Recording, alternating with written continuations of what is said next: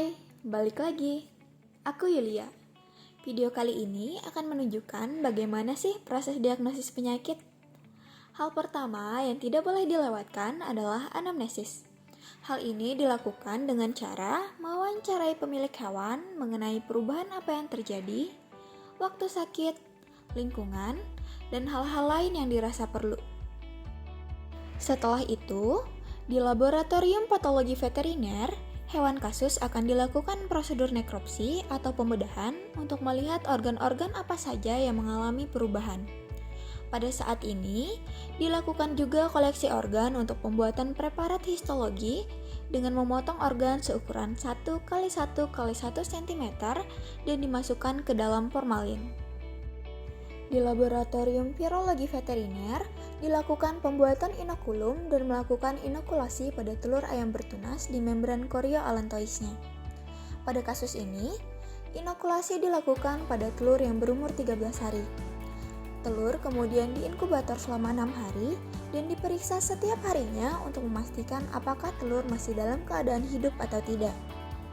Telur yang siap dipanen dimasukkan ke dalam lemari pendingin selama beberapa waktu untuk mengurangi perdarahan saat telur dibuka.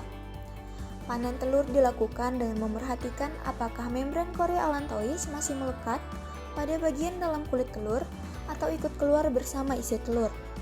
Selain itu, dilakukan pengamatan untuk melihat ada tidaknya bercak-bercak putih pada membran. Kemudian, isolasi RNA dari membran yang telah dipanen dan uji RT-PCR dilakukan dengan memasukkan campuran cairan ke dalam mesin thermocycler.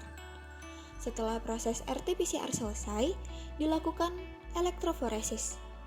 Elektroforesis ini dilakukan dengan cara membuat gel agarose terlebih dahulu. Setelah gel tersebut jadi, gel diletakkan ke dalam mesin elektroforesis yang telah berisi tris asetat EDTA atau TAE. Kemudian dimasukkan ke dalam sumuran gel berupa marker, sampel DNA, kontrol negatif, dan kontrol positif yang sudah dicampurkan dengan loading dye. Mesin kemudian diberi tegangan 100 volt selama 30 menit. Visualisasi DNA dilakukan dengan meletakkan gel agarose di atas UV transluminator.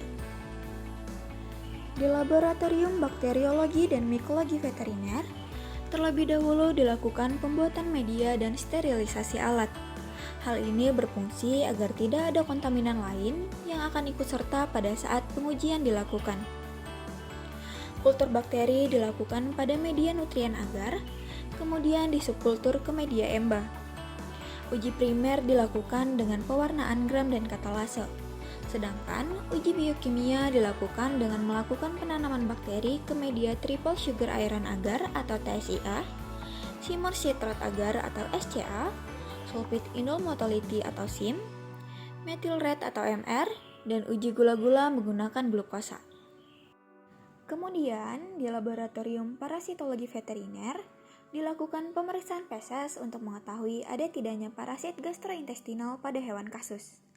Pemeriksaan ini menggunakan uji natif atau langsung dan konsentrasi dengan sedimentasi dan pengapungan. Jadi, itu dia tahapan-tahapan yang dilakukan dalam proses diagnosis penyakit. Dimulai dari pengambilan sampel dan pemeriksaan yang dilakukan di tiap-tiap laboratorium. Sekian dan sampai sini dulu. See you in the next video ya. Bye-bye.